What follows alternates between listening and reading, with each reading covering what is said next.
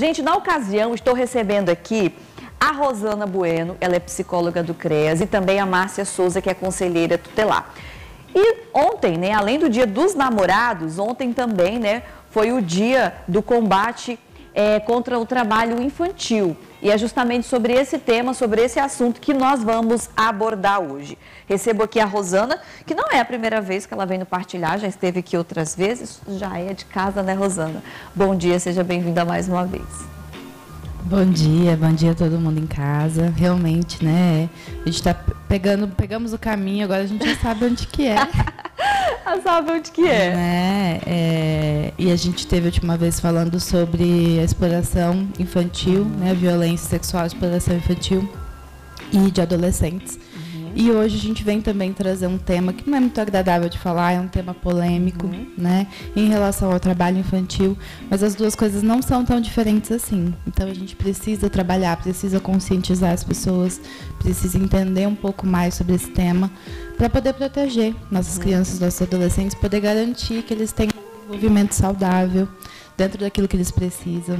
E é até bom mesmo para o pessoal de casa entender, porque até hoje eu ouço pessoas dizendo, né, que a criança não pode trabalhar, né? Porque o conselho tutelar bate em cima, que é isso e aquilo, mas existe uma diferença entre o ajudar com os afazeres e a exploração trabalho infantil, né, gente? São duas coisas completamente diferentes e é justamente isso que a gente vai tentar fazer hoje, tentar esclarecer qual que é essa diferença, o que pode, o que não pode, o que deve, o que não deve, não é verdade? Porque antigamente tinha muito isso, né? E hoje não, mas hoje também a gente recebe muitas críticas em relação a esse assunto. Na ocasião, estou recebendo aqui também a Márcia, ela é conselheira tutelar, primeira vez aqui no Partilhar. Seja bem-vinda, viu, Márcia? Bom dia. Bom dia, Késia. Muito obrigada pelo convite. Bom dia, pessoal de casa. Em nome do Conselho Tutelar, agradeço a oportunidade da gente estar trazendo esse tema, realmente, como a Rosana falou, um tema muito polêmico, né? Mas que a abordagem precisa ser feita. Nós precisamos falar daquilo para a construção do nosso ser humano. Né? Te agradeço a oportunidade. O Conselho Tutelar também está à disposição. Não é fácil, né, falar do Conselho Tutelar também, né? Verdade. É bem isso. Todas as vezes que a gente traz algum tema, já é um tema polêmico, né? Na área da criança e da adolescência aí. Mas é um momento da gente conscientizar a nossa população e esclarecer também para as nossas crianças, para os nossos adolescentes, até onde pode, onde não pode, o porquê do sim, o porquê do não, né? E desde já te agradeço, tá? O Conselho Tutelar também está à disposição do seu programa Partilhar, te parabenizo por deixar aí as portas abertas sempre para a nossa secretaria, né, Rosana? Trazendo esse conhecimento para a população do que é esse meio social que a gente faz.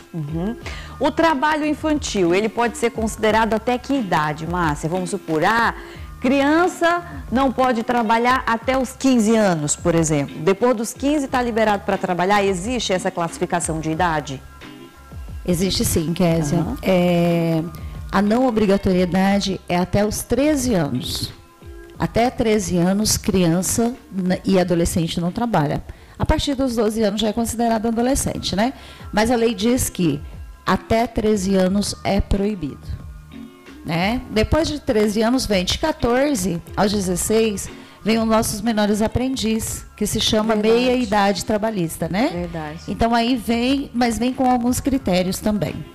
A partir dos 16 até os 18, continua-se como menor aprendiz, mas aí os critérios já mudam novamente.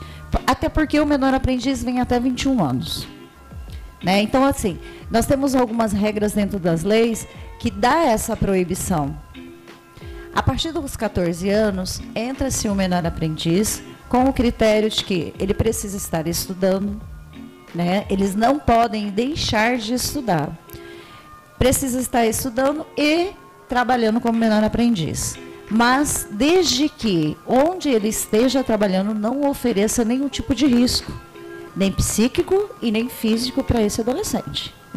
Né? É a fase da transformação, eles estão ali nessa transformação neurológica, que fica de fácil capacitação, captar qualquer coisa, né?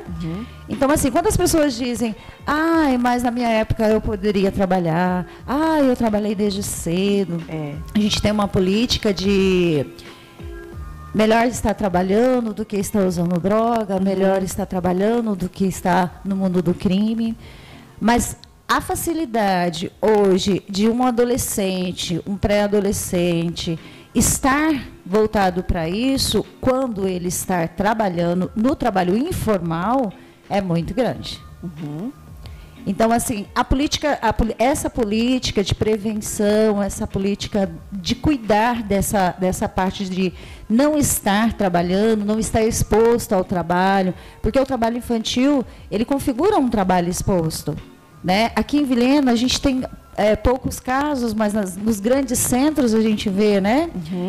O adolescente no sinal vendendo, vende bala, vende água, faz a limpezinha lá, né? Dos carros, cuida dos carros. De uma certa forma, ele estar mais livre facilita com que ele perca, né? Ele está numa perca ali, da infância, da adolescência, da construção de valores até então, né?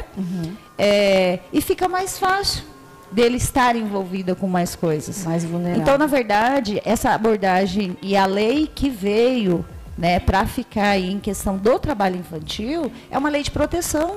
Nós estamos protegendo para criar, construir e dar a eles uma possibilidade maior. O que dá, assim, o que seria trabalho infantil e não, ele não está trabalhando, ele está ajudando, porque tem muitos pais que tem ali um comércio, né, tem uma lojinha e às vezes leva a criança para ajudar. Às vezes o filho está ali no caixa, ou às vezes está ali arrumando a prateleira, fazendo reposição. De certa forma, está ali ajudando e também está trabalhando. O que se classificaria isso, Márcia? Trabalho infantil não, isso não é trabalho infantil. Existe essa diferença? Existe sim. O trabalho infantil é todo aquele trabalho que você precisa trazer uma renda. Você precisa estar ganhando. Né? Eu trabalho para eu ter o meu sustento. E a lei é bem clara, ela diz que nós pais somos responsáveis pelo sustento dos nossos filhos, pela educação e pela saúde deles. Então, essa obrigatoriedade de estar trabalhando para trazer o provento para dentro de casa, não é deles. Então, existe essa diferença. Cultura familiar, que é o filho ajudar dentro de casa, lavar uma louça, ajudar na retirada do lixo. Ele só não pode ter aquilo como obrigatoriedade, tá? Dentro de casa, ele pode ajudar. Não é trabalho infantil. Eles precisam entender essa diferença também. Por quê? Porque, assim, alguns adolescentes acreditam que lavar a louça, que limpar a casa, que lavar a varanda, está configurando um trabalho infantil e não é assim. Isso são culturas familiares. É aquilo que a família prega dentro de casa. Só que essa criança e esse adolescente também não pode estar correndo risco nessas atividades domésticas. Ou mesmo ajudando o pai no mercadinho, como você sugeriu, ele não pode estar correndo um risco. O risco de um corte é mexendo com materiais perfurantes, materiais químicos, entendeu? Por quê? Porque vai gerar uma certa dependência se ele continuar. E eles vão acabar acreditando o quê? Que eu preciso trabalhar e para eu trabalhar eu vou perder alguma coisa, se eu começar nessa idade. Normalmente eles deixam de estudar, né? Para ter o dinheiro, para comprar o celular novo, para comprar o fone de ouvido, aquele tênis bacana. Acaba se influenciando para que eles estejam trabalhando mesmo. Mas a lei, é por isso que a lei veio do mercado do trabalho menor aprendiz. Por quê?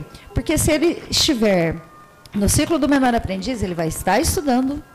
Até médias são contadas para isso. Eles passam, a maioria, por um processo seletivo. Os nossos bancos aqui de Vilhena mesmo contrata, faz-se um processo seletista, né? E eles são contratados. O Senai trabalha muito com essa parceria do menor aprendiz, capacitando em cursos e já encaminhando eles para o mercado de trabalho. Mas com todos os critérios. Não pode um trabalho insalubre, não pode até 16 anos estar trabalhando no período noturno. Então, tem todos esses, tem uma faixa etária. Só a partir de 18 anos, na verdade, que ele pode estar dentro do mercado de trabalho até 21 anos como menor aprendiz, que os critérios mudam. Aí ele já pode trabalhar à noite, né? O comércio, uma oficina de automóvel que tem produtos químicos, ele já pode estar ali, porque ele já está saindo dessa formação neurológica. Então, os riscos são menores para ele. Muito bom. Deixa eu conversar agora com a Rosana, ela que é psicóloga ali do CREAS. Rosana, quais são os principais problemas relacionados à exploração da mão de obra infantil? Porque quando a gente fala assim, ó, gente, não pode, é prejudicial, como que isso se torna prejudicial para eles, para as crianças? Só pegando um gancho um pouquinho na resposta da Márcia, né, em relação à configuração do trabalho infantil, ele não é só da questão remunerada. Muitas vezes, ele também não é remunerado, mas o trabalho infantil se configura quando aquela criança ou aquele adolescente está substituindo o trabalho de um adulto, substituindo a função de um adulto, né? Então, essa questão mesmo do filho que vai junto no mercadinho, que é caixa, precisa ser olhada de perto, porque às vezes ele está substituindo a função de um adulto antes da idade que ele precisa ter.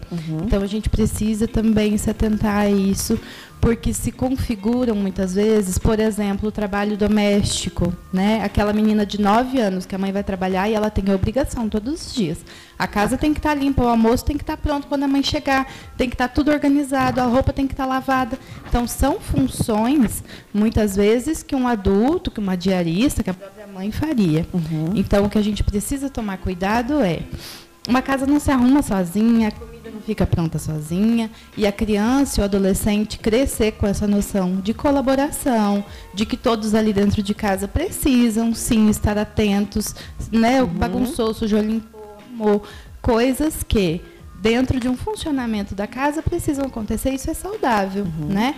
Mas essa menina, um exemplo, né? Que passar acontece toda muito. Essa responsabilidade aí já é demais, né? A gente vê que existe um número grande a nível de acidentes domésticos, se queimou fazendo comida, se queimou fazendo uma atividade de alguma coisa de casa, se machucou.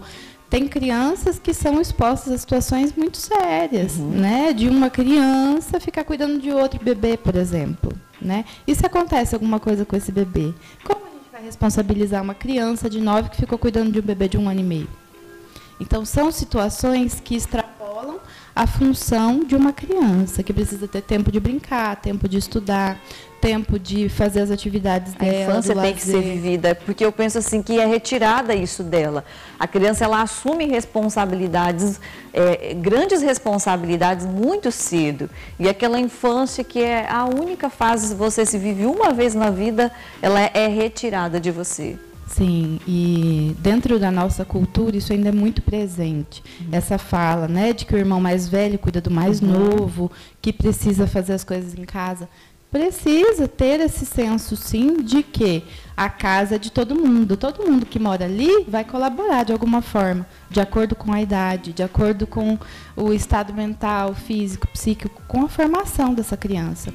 Você perguntou sobre as consequências, né? Então, além das consequências de ter uma fase interrompida, de ter uma fase da vida do brincar, do viver aquele momento, né? Vamos pegar a criança mesmo. Do brincar, poder se desenvolver, o adolescente, né? A fase de adolescência, todo mundo já fica com os cabelos em pé na adolescência. Porque é uma fase onde existem várias questões psicológicas, várias questões da família que começam a vir à tona. O adolescente, ele provoca a família em muitos aspectos, porque ele ferve muitas coisas. E isso é normal da fase. Mas ele precisa viver isso e a família precisa estar ali também para dar suporte nisso. Então, se ele está tendo que desempenhar uma função que é de um adulto, alguma outra área está ficando descoberta do que ele precisa fazer, dos estudos, do lazer, de às vezes praticar algum esporte, alguma coisa que seja para o desenvolvimento dele nesse momento. Então, as consequências são tanto psíquicas de ter uma fase interrompida, muitas vezes físicas, né? De uma criança que exerceu uma função pesada, efeitos na coluna, problemas de crescimento, de desenvolvimento físico. E eu vejo assim que na grande maioria, quando essas crianças elas vão para a rua trabalhar, correr atrás do próprio sustento, elas abrem mão do estudo. Muitas acabam abrindo. Então, a invasão escolar é muito grande, né, nesse público, essas crianças que estão mais vulneráveis, porque elas não conseguem conciliar. É que nem a Márcia falou, quando a criança ela assume essa responsabilidade de ter que trazer dinheiro para dentro de casa, né? Então ela vai abrindo mão dos estudos, muitos saem da escola, né? A prioridade acaba sendo o trabalho, muitas vezes, né? E como a Márcia falou, na rua eles estão muito mais expostos, tanto à exploração sexual, uso de drogas, tráfico de drogas e vários outros riscos, outros perigos, né? Porque eles estão expostos, eles não estão amparados legalmente e essa família também não está conseguindo proteger. Né? Então, tanto a família como o Estado, todos nós somos pessoas que precisam proteger essa criança, esse adolescente. Então, a família, principalmente, precisa ter essa função protetiva. Muito bom. Mas muitas famílias, muitas pessoas levam isso pelo lado negativo. Ah, mas precisa trazer o dinheiro para dentro de casa, precisa trazer o sustento para dentro de casa. Infelizmente, tem muitas pessoas que não entendem que essa é uma forma de proteger essas crianças para que elas tenham um futuro melhor. Como que vocês lidam com isso no dia a dia, Márcia? Então, é exatamente isso que você falou. É um trabalho de proteção, né? A lei diz que nós, conselheiros que estamos como conselheiros tutelares, a gente tem a obrigatoriedade de estar fazendo valer os direitos deles, né? E não estar correndo risco é um direito deles. Então, assim, é complicado, tá? Não é fácil, não. Porque não se consegue ver o Conselho Tutelar como um parceiro, né? É o órgão que fiscaliza, é o órgão que cobra, é o órgão que protege. Às vezes a gente protege mais do que aquele que deveria proteger. Mas não é só um papel nosso, tá, Kézia? Exatamente. É um papel de todos nós, é um papel da sociedade, é um papel do vizinho, é um papel da imprensa, é um papel em comum de todos nós fazer essa proteção. Não é fácil. A crítica é muito grande porque às vezes você precisa tomar algumas medidas que não faz o outro feliz, mas ele não consegue ter o entendimento que a partir do momento que você está tomando uma medida para proteger o ser humano, né? Porque as nossas crianças, elas não têm o mesmo discernimento de defesa como nós adultos, né? Então a gente precisa fazer de qualquer forma, né? Até mesmo alguém que não esteja como conselheiro, que não esteja nos programas de rede, que não esteja dentro da polícia militar, dentro da polícia civil, que os órgãos que trabalham junto com a gente, acaba sendo taxado de uma certa forma. O vizinho é fofoqueiro, né? Lá na escola o diretor fez isso. Mas o diretor não deu a chance da gente se explicar, né? E o vizinho fica só cuidando da minha vida. E é bem por aí. Mas não é fácil, mas é gratificante. Porque quando você vê que você está protegendo ou que você está tomando uma medida para que essa criança fique bem, mesmo que não esteja mais dentro do seio familiar, que é a última possibilidade que nós, da rede em si, trabalhamos, né? Você vê que vale a pena. Criticar todo mundo vai, né? Verdade. Critica a psicóloga Andréas, critica a Kézia aqui no programa. Verdade. E a gente precisa passar e ter sabedoria para conduzir essas situações. Fácil não é, mas vale a pena, tá? Que bom. Rosana, o que acontece? Quando se depara com uma família que, de certa forma, não tem condição financeira para sustentar ali várias crianças, que hoje, infelizmente, a gente se depara com uma mãe solteira, com vários filhos, né, para tratar, vários filhos para cuidar. E na grande maioria, essas crianças saem de famílias assim, né, desfalcadas, às vezes não tem essa ajuda do pai, né, são abandonados e aí essa criança acaba tendo que trabalhar para conseguir o dinheiro e se sustentar. Quando tem essas famílias nessa situação, como é que faz? Tem como buscar ajuda? Porque a mãe está aí assistindo agora, né, o partilhar. E aí ela pensa, meu Deus, mas se meu filho não for para o sinal, se meu filho não for vender picolé, não for engraxar o sapato, nós vamos passar fome. Então, assim, se meu filho não for atrás de dinheiro, como é que nós vamos se virar? Como é que nós vamos comer? Existe esse amparo para esse tipo de família?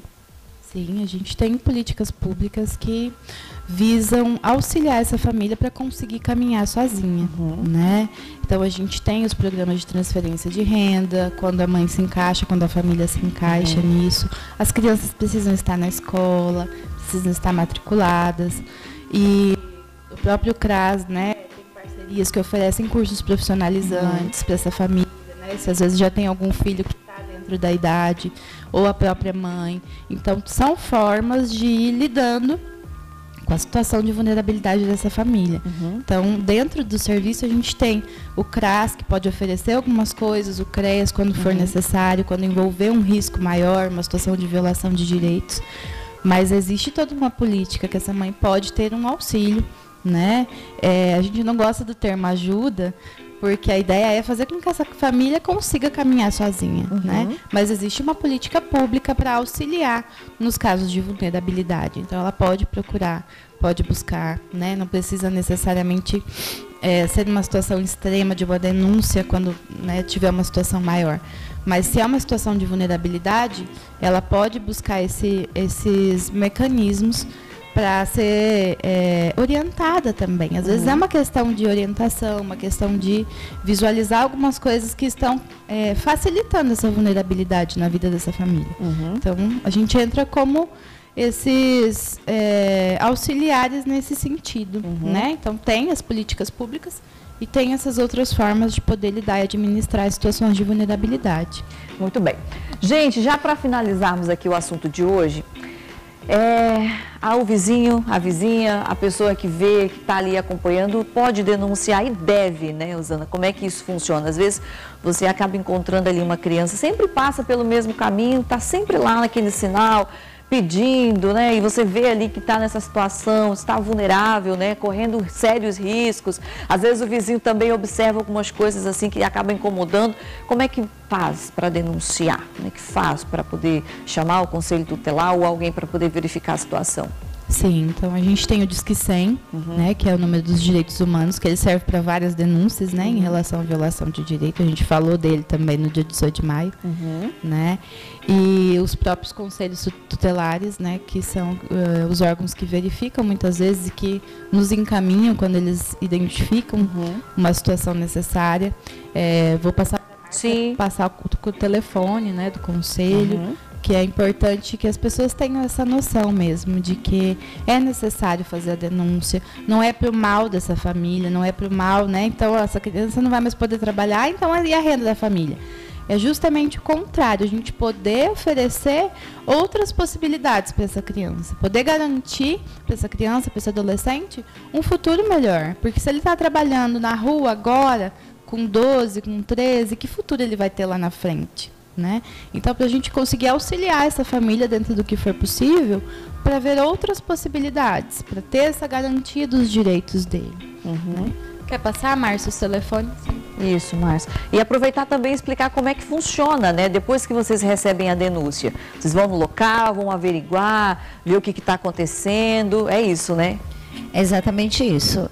Pode ser denunciado das duas formas. O Disque 100, como a Rosana falou. Esse Disque 100, ele é importantíssimo para a proteção, porque não é só a violação de direito da criança, né? Qualquer denúncia pode ser feita pelo Disque 100. Quando se trata de criança e adolescente, ele automaticamente é transmitido, essa denúncia já vem para o Conselho Tutelar, né? E vai direto para a promotoria. A promotoria também é um órgão investigador, né? Ele encaminha para as nossas redes, mas o Conselho Tutelar fica automaticamente sabendo. Por quê? Porque é um programa nacional, esse Disque 100. É importantíssimo lembrar que daí os nossos órgãos maiores de proteção jurídicas já vão estar cientes de que naquele local existe uma exploração tanto sexual ou vítima de trabalho infantil, idoso, entra todo nessa rede aí do Disque 100. Tá? Mas pode estar entrando também em contato, né, com o Conselho Tutelar de qualquer município. Tá? Nós estamos trabalhando aí num programa e mesmo que a pessoa esteja e saiba lá em Pimenta Bueno, que aqui em Vilhena o vizinho a criança está sofrendo qualquer tipo de maus tratos ou está ligada a esse trabalho infantil, ele pode estar procurando o Conselho Tutelar de lá, que ele vai estar nos passando essa notícia aí. E nós vamos fazer a abordagem. Na verdade, assim, quando nos ligam que está nos sinais aqui em Vilhena, não são muitos, mas acontece. A gente tem bastante essa questão dos venezuelanos, né? Que estão ali nos semáforos, estão com as crianças. Né? O Conselho Tutelar vem, orienta. O nosso papel, a princípio, é esse, de orientar que não pode, as consequências, né? E fazer essa abordagem junto com o CREAS, que é o órgão que a Rosana representa aqui hoje. Que é a situação de rua, né? Na verdade. Mas está gerando, de uma certa forma, uma exploração ali contra a criança e o adolescente. A gente vai, faz as abordagens, verifica a situação. Algumas denúncias dentro de casa não vêm configurando o trabalho infantil, né? Mas mesmo assim a gente orienta a família do que pode, o que não pode. Dentro dessa vulnerabilidade que foi levantada aqui na questão da família, não ter como custear as despesas, nós também, como conselho, temos esse papel de encaminhar para as nossas redes de proteção, o CRAS, o CREAS, para junto a gente fazer toda essa abordagem e estar instruindo e ajudando mesmo, de uma certa forma, essa família a caminhar sozinha. Que o importante é caminhar sozinha, né? Para eles estarem preparados para isso. A gente não costuma ir lá e retirar a criança de dentro de casa, não, tá, Kézia? Né? A gente nem pode fazer isso, né? Olha, mas vocês estão tirando o meu filho daqui. Existem fatos que nos obrigam a fazer isso, né? Mas tudo primeiro vem essa orientação. Esse acompanhamento. Exatamente, esse acompanhamento, as abordagens que as psicólogas fazem para achar os porquês, né? Ajudar a abrir a visão ali dessas pessoas, porque ninguém fica doente, né? Porque quer. Nós não vivemos uma vulnerabilidade social porque nós queremos. Não são escolhas, são situações, né? E tudo que é situação é um estado, é temporário, né? Então a gente precisa junto criar esse mecanismo. E não é só rede de proteção, não, tá? É comércio, dando oportunidade para o menor aprendiz aí, vendo de outra forma que ele pode estar ali, né? Parece que na arrecadação de impostos é descontado. O empresário tem um benefício quando ele contrata o menor aprendiz. E ver de outra forma, abrir essas oportunidades para eles, porque se eles estiverem inseridos no mercado de trabalho legal ali, o menor aprendiz tem todos os direitos trabalhistas, tá? Eles vão ter mais oportunidade, já vão estar se preparando, vão ver que na educação escolar é o preparo para o futuro deles. E às vezes a gente perde muito com isso, né? Deixamos de ter aí, não menosprezando o trabalho de ninguém, porque eu acho super importante, mas adultos mais capacitados profissionalmente, porque deixaram de trabalhar, de estudar para poder trabalhar, e perde-se muito, né? A perca é bem grande nesse sentido aí. Gente, muito obrigada, viu? Nosso tempo já se foi. Quero agradecer, Márcia, pela visita, né? Por estar aqui presente falando do assunto. Obrigada também, Rosana. E o espaço do Partilhar, gente, está sempre disponível para vocês, tá? Sempre que tiver um tema assim interessante, pode contar comigo, pode contar com Partilhar, com a TV Alamanda, que nós estamos disponíveis. Obrigada, viu? Trazer esse assunto tão importante e também um assunto tão em alta, né? Porque, infelizmente, muitas crianças se encontram nessa situação e é um momento importante de poder alertar a população, as famílias, os pais, o quanto isso é grave e prejudicial para as nossas crianças. Obrigada, Rosana. A gente que agradece a oportunidade, né, e mais uma vez estar aqui. E realmente essa mensagem, né, de que a ideia não é apontar o dedo agora, mas de poder olhar juntos para o problema, né? Ele está aí, ele existe, a gente precisa buscar formas de proteger as crianças e adolescentes, né? Então, a partir do momento verificado uma situação de trabalho infantil, o Conselho encaminha para o CRAS, encaminha para o CREAS, de acordo com a necessidade. E essa criança e essa família vai ser acompanhada. Existe o serviço de convivência da criança, que ela é encaminhada, onde ela vai ter contato com esportes, vai ter contato com outras coisas, em horário oposto à escola. Para poder fortalecer algumas coisas que são importantes, também é trabalhado com essa família, dentro do que é necessário. Uma função punitiva com essa família, né? E sim de poder orientar, de poder direcionar de uma outra forma. Então a gente deixa aí esse alerta, né? E agradece a oportunidade de falar e de estar mais aqui mais uma vez. A gente agradece. Cedinho, né? Levanta cedo nesse friozinho, segundona. Obrigada, Márcia. Sim, pode falar. Obrigada, Késia, pela oportunidade. Nós também estamos à disposição de vocês. E eu quero convidar a população em geral, que hoje, a partir das 8h30, né, nós vamos estar fazendo o pit stop da conscientização do trabalho infantil na Avenida Paraná e na Avenida Melvin Jones. Os conselheiros vão estar lá, o pessoal do programa de rede, as psicólogas, assistentes sociais, a equipe das SEMAS. Nós vamos estar fazendo um trabalho de conscientização ali, tá? E a população está toda convidada. O sol vê se enriquece a minha melanina, só você me faz sorrir. E quando você vem, tudo fica bem mais tranquilo. Oh, tranquilo, que assim seja, amém. O seu brilho é o meu abrigo.